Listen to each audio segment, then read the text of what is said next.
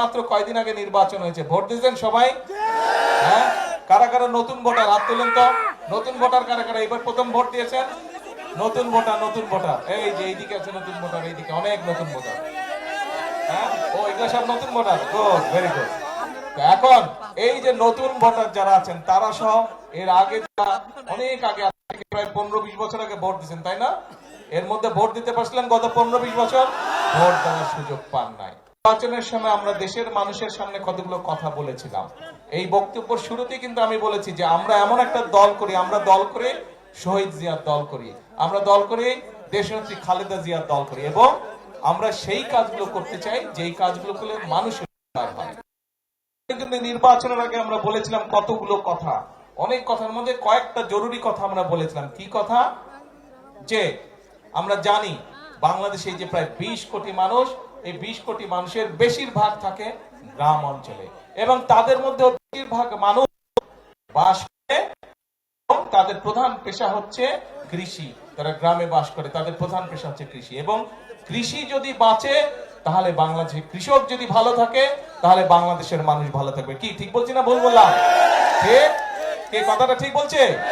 এবং সেই জন্যই আমরা বলে কৃষকের পাশে দাঁড়াতে চাই, কৃষক ভাইদের পাশে আমরা দাঁড়াতে চাই, এবং সেজন্যই আমরা তখন বলেছিলাম যে নির্বাচনে ইনশাল্লাহ আপনাদের ভোটে আল্লাহর রহমতে বিএনপি জয়যুক্ত হলে পরে সবচেয়ে প্রথম আমরা যে কাজটি করব সেটা হচ্ছে 10,000 টাকা পর্যন্ত ঋণ ছিল কৃষকদের, সেই 10,000 টাকা পর্যন্ত কৃষি ঋণ সুদ সহ আমরা মওকুফ করে দেব। আমরা তখন নির্বাচনের আগে বলেছিলাম।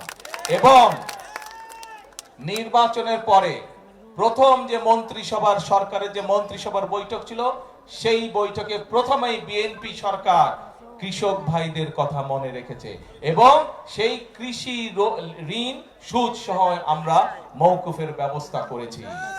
এখন প্রিয় ভাই বোনেরা, আজকে আমরা এখানে একত্রিত হয়েছে এই খাল কাটার। আপনারা নিজেরাই বলেন এই খাল কাটলে আপনাদের সকলের, বিশেষ করে যারা কৃষিকার্যের সাথে জড়িত, সেই কৃষিকার্যের সাথে জড়িত তাদের, আপনাদের উপকার হবে, আপনাদের সকলের উপকার হবে। গ্রামের মানুষ, খাল থাকলে, খালে পানি থাকলে কি কি উপকার হয় প্রত্যেকটি মানুষ আপনারা বুঝেন।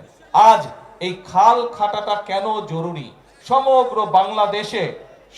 বাংলাদেশে আজকে যে খালগুলো আগে ছিল প্রায় সকল খাল ভরাট হয়ে গেছে। আমি এখানে আসার পথে আমি বিভিন্ন জায়গায় দেখলাম নদীর পর্যন্ত ভরাট হয়ে গেছে, নদীর মধ্যে কিছু চাষবাসের কাজ হচ্ছে।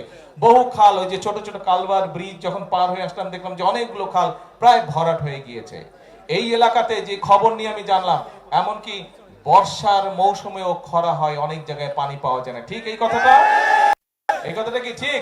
বর্ষার মৌসুমে অনেক জায়গায় পানির সমস্যা হয়, সেখানে চাষবাস করা যায় না। কিন্তু আমরা এই বর্ষার পানিটাকে আমাদের কাজে ব্যবহার করতে চাই।